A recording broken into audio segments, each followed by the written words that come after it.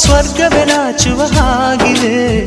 ಇಲ್ಲಿ ಮೊಗ್ಗು ಅರಳಿದರೆ ಹೂವಿಗೆ 1000 ವರ್ಷವೇ.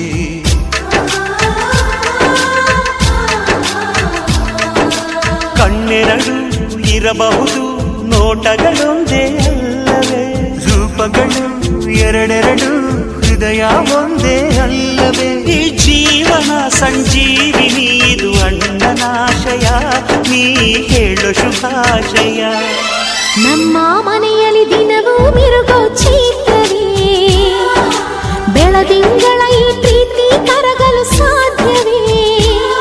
ಹೆಜ್ಜೇನಿನ ಸದಿಗೂಡಿದು ಇಲ್ಲಿ ಪ್ರೀತಿಯ ಪರಮಾನ, ಪ್ರೀತಿಯ ಯಜಮಾನ.